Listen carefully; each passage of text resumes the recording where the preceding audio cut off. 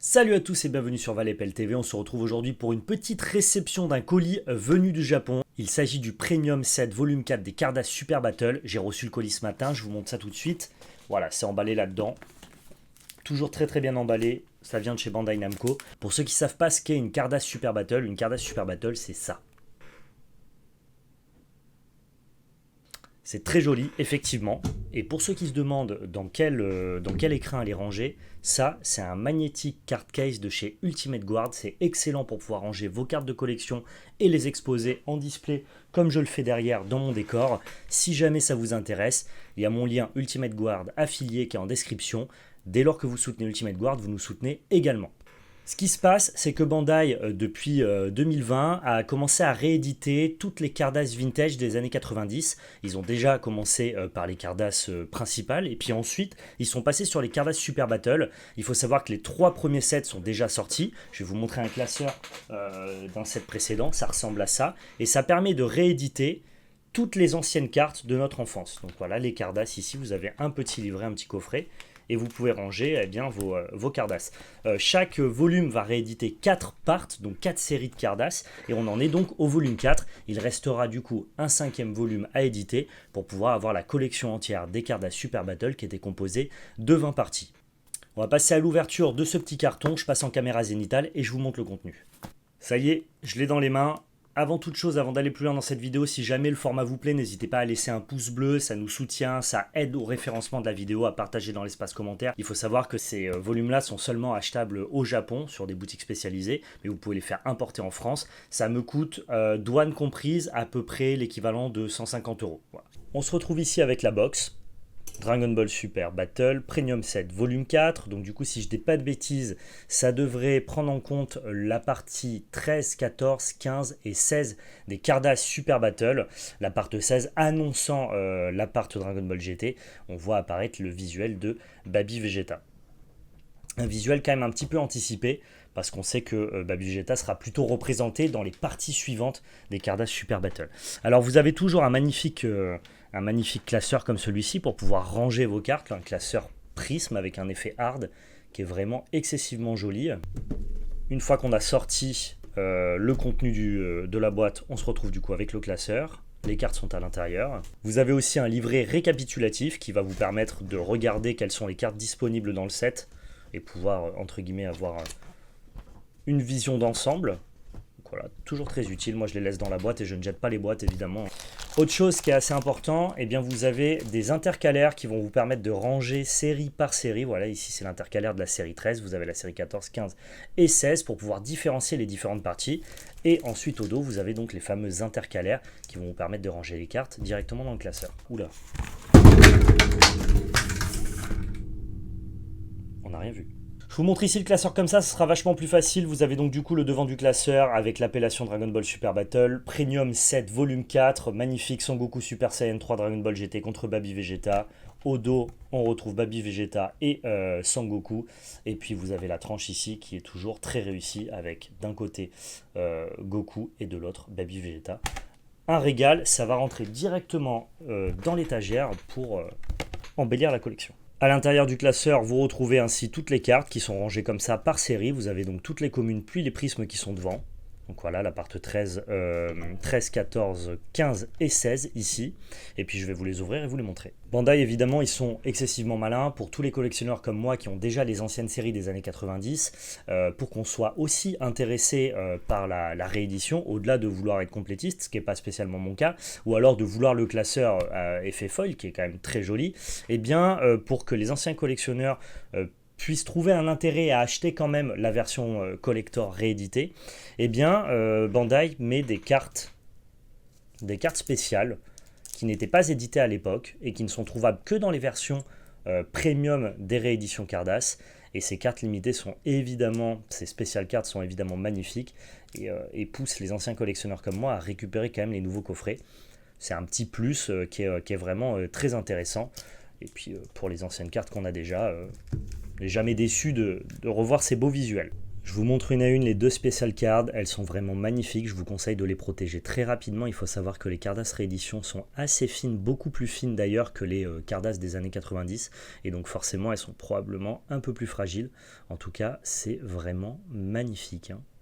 Évidemment, les deux cartes forment un puzzle, comme pour les 3 premiers volumes.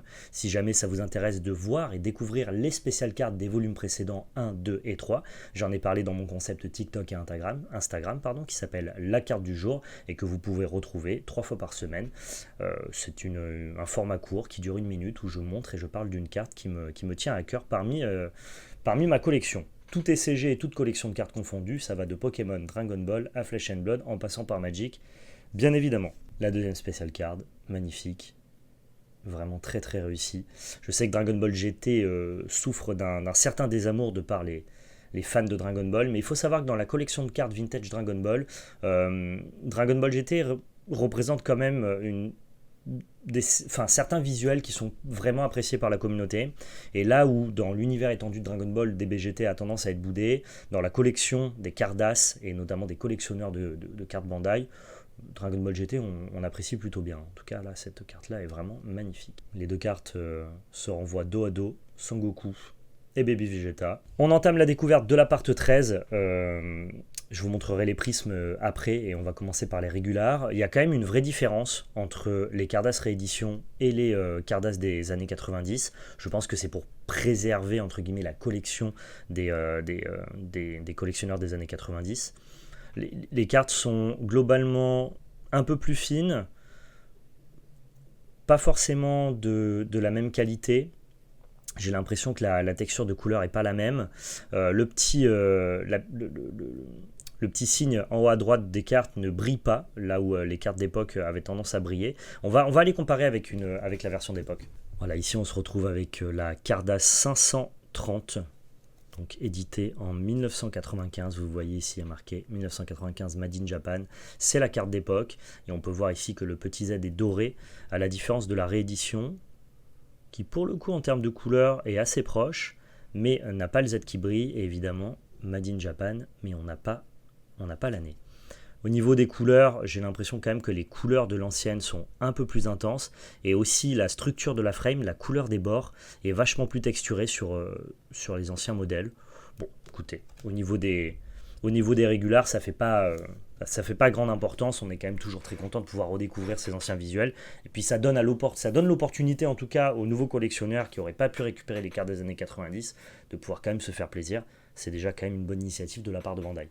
Ici on a Goku, Végéto, le combat de Goku Super Saiyan 3 contre Janemba, hein, même les régulars sont iconiques, emblématiques des années 90 et de l'anime Dragon Ball. Ici on est en plein arc-bout, magnifique ici, Gohan contre Freezer, la fusion imaginaire entre Hercule et Goku. Très marrante, Goku avec la potala, j'adore ce visuel qui normalement est une hidden prism et cache donc du coup une carte brillante, ce qui n'est pas le cas non plus sur les rééditions, hein. Les rééditions n'ont pas de carte cachée, n'ont pas de double prisme, on n'a pas tous les effets ludiques des Cardass des années 90. Si jamais vous appréciez ce genre de choses, il faudra aller vers les anciennes collections, les rééditions ne proposant pas ça. On avance, hein, je vais passer rapidement sur les communes. Vous pouvez retrouver évidemment tous les visuels de toutes les parties sur le site DBZ Collection. Je vous mettrai le lien en description. C'est le site qui référence toutes les collections de cartes Dragon Ball à travers le monde. Et je peux vous dire qu'il y en a un sacré paquet. Les cartes sont très jolies évidemment comme d'habitude. Ça me manque un peu quand même que ça brille pas ici. Ça donne un peu moins de cachet à la carte.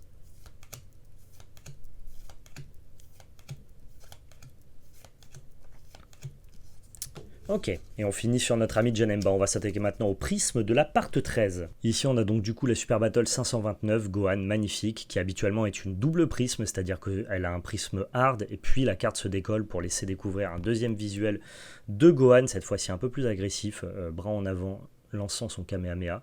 Normalement, cette carte-là se décolle pour laisser apparaître celle-là. Encore une fois, dans les rééditions, tout cela n'existe pas. Si jamais on doit comparer une prisme rééditée à une prisme d'époque, je vais vous montrer la différence ici. Alors, au-delà du fait que celle-là a un prisme hard, c'est-à-dire que les triangles sont sous-découpés en petits triangles dans les effets prismes, ce qui donne une profondeur et un jeu de lumière vachement plus intéressant. Au niveau, par contre, du reste de la comparaison, j'ai l'impression, encore une fois, que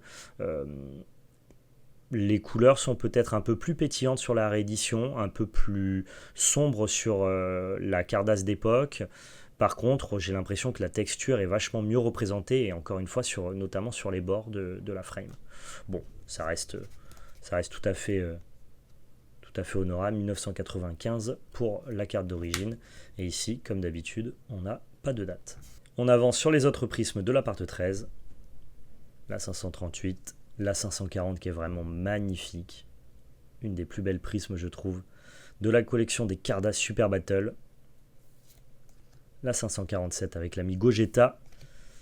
La 551, pareil, double prisme qui cache ce visuel-là habituellement. Très joli. Et enfin, on finit sur Janemba. On entame la part 14. Je vais passer rapidement sur les communes. C'est pas forcément ce qui vous intéresse le plus. Parmi ces communes, vous l'avez compris, il y a 2 cartes cachées qui ne se décollent pas, mais dont on aura la phase B et donc du coup la phase prismatique dans les cartes prismes ensuite. Très joli, un melting pot de l'arc-bout, mais quelques OAV aussi qui se cachent au milieu des dessins. Les Super Battle n'ont pas une linéarité, une continuité aussi carrée que les Cardass qui, elles, par exemple, racontent l'histoire de manière très linéaire de Dragon Ball. Dans les Super Battle, c'est un peu le micmac des fois, quoi. On met tantôt des OAV, tantôt on est dans l'arc-bout, mais on met quand même des séquences qui viennent d'arcs précédents. C'est toujours un peu le bordel. Ici, on a la prisme numéro 573, très jolie, avec la phase B, 573 également, 577, la 584, magnifique aussi celle-ci, qui laisse apparaître ce visuel-là avec Gohan Ultime, un de mes personnages préférés, vous le savez. Ici, on a Végéto en train de faire son Kamehameha, carte iconique des cours de récréation, je pense qu'on l'a tous eu, cette 587, qui était aussi du coup une carte cachée derrière une régulare, vraiment magnifique. Et puis ici, on a le joli puzzle qui se fait plutôt dans ce sens-là. Voilà. On arrive sur la part 15. Pareil, la part 15 qui traite de certains OAV et de la fin de l'arc-bout. Je vous montre rapidement, encore une fois, les cartes règles, les cartes régulares qui sont les cartes communes, celles qui ne brillent pas.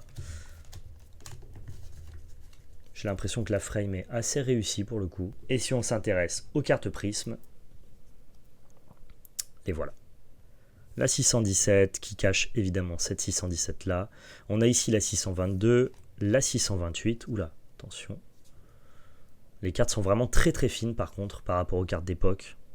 La 636, on sent que la qualité d'impression n'est pas du tout la même, il y a des défauts de découpe. C'est quand même pas de la grande qualité ces rééditions Bandai, alors évidemment ça vous permet de récupérer 4 parties d'un coup à une centaine d'euros, ce qui est totalement impossible à concevoir pour récupérer les cartes vintage de l'époque, donc ça reste un pas vers les nouveaux collectionneurs qui n'auraient pas un énorme budget, mais c'est vrai qu'on sent que Bandai a pas nécessairement mis les bouchées doubles pour produire des cartes d'une très très grosse qualité. Alors ici, vous pouvez le voir, vous l'avez compris, l'entièreté des prismes de la part 15 et de la part 16 forment un puzzle qu'on appelle le mandala de Goku. Et si jamais vous récupérez donc toutes les prismes que vous décollez, toutes les phases B et que vous décollez aussi les 2 hidden prismes de chaque set, eh bien vous pouvez former un puzzle qu'on appelle le mandala de Goku. Et je vais vous montrer ça tout de suite. C'est le mandala de Goku. Ici, ce sont toutes les cartes originales des années 90. Donc voilà, en récupérant l'entièreté des cartes de la part 15 et de la part 16, on les met ensemble. Et bien, vous avez ce visuel magnifique de tous les personnages de la saga Dragon Ball, en tout cas les personnages principaux, avec le dragon qui passe en fond. C'est vraiment très très joli. Vous pouvez mettre ça dans un cadre, ça fait une super décoration. Et du coup, je suis assez content d'avoir récupéré le volume 4 des rééditions Cardass. Ça va me permettre de mettre les cartes rééditées dans le cadre pour pouvoir reformer le mandala et libérer mes cartes d'époque pour les remettre dans mon classeur. Ça me fait plutôt plaisir. On passe à la dernière partie qui est proposée dans ce volume 4, la part 16. Voici donc toutes les communes, les cartes régulières encore une fois. Quelques puzzles, quelques easter eggs, hein, vous savez, Bandai aime bien cacher 2-3 easter eggs dans la plupart de ces sets. Je vous laisserai vous intéresser un petit peu plus au Cardass et découvrir toutes ces histoires-là, notamment sur ma chaîne TV ou alors sur mon format La Carte du Jour sur TikTok ou Instagram. mais il y a beaucoup de secrets dans les Cardass Super Battle. Bandai a adoré stimuler entre guillemets la curiosité de ses collectionneurs dans les années 90 et il le faisait effectivement très très bien. On va passer maintenant aux dernières cartes Prism. Vous les avez un petit peu vues si vous avez observé le mandala de Goku que je vous ai montré. Vous avez ici Goku point serré. La part 16 introduisait Dragon Ball GT, c'était les premiers visuels de Dragon Ball GT. Et à partir de la part 17 jusqu'à la part 20, donc le volume 5 qui arrivera dans 3 mois à peu près je pense, eh bien on découvrira que des parts dédiées à Dragon Ball GT. Je vous présenterai évidemment l'unboxing du volume 5 sur la chaîne ValetPL TV. Abonnez-vous si ce n'est pas déjà fait. Alors c'est des cartes qui visuellement sont pas très attrayantes pour moi, je trouve. La part 15 et 16, c'est-à-dire que toutes les cartes prises individuellement n'ont pas beaucoup d'intérêt pour moi. Vraiment l'intérêt c'est d'assembler le mandala de Goku et là vraiment il y a quelque chose qui se révèle à mes yeux. J'ai l'impression en fait que toutes les cartes ne sont pas indépendantes, elles sont vraiment dépendantes les unes des autres. C'est en les assemblant toutes les unes avec les autres que l'on découvre le fameux mandala. Je connais assez peu de collectionneurs Cardass qui ont un grand affect avec la part 15 ou avec la part 16, ou en tout cas c'est rarement ce genre de cartes qui ressortent quand on parle des cartes préférées, de nos Super Battle préférés. Par contre, quand vous assemblez le mandala, là franchement on se fait plaisir. Mais si jamais on devait sortir qu'une seule prisme, je trouve qu'on est assez loin des autres parts comme celle-là par exemple, où là vraiment on a une carte qui se suffit totalement à elle-même, qui est vraiment magnifique. Je vous refais un petit tour sur les deux spéciales cartes parce qu'elles sont quand même vraiment très très belles. J'ai vraiment hâte de pouvoir tourner un épisode de la carte du jour dessus. Vraiment très joli. J'ai reçu mon colis excessivement rapidement, ça fait plaisir. J'espère que cette vidéo vous a plu. N'hésitez pas à laisser un pouce bleu si le format vous plaît, partagez dans les commentaires, en parlez autour de vous, à vous abonner si ce n'est pas déjà fait. On se retrouve très prochainement et surtout n'oubliez pas, c'était de la belle magie. Ciao tout le monde.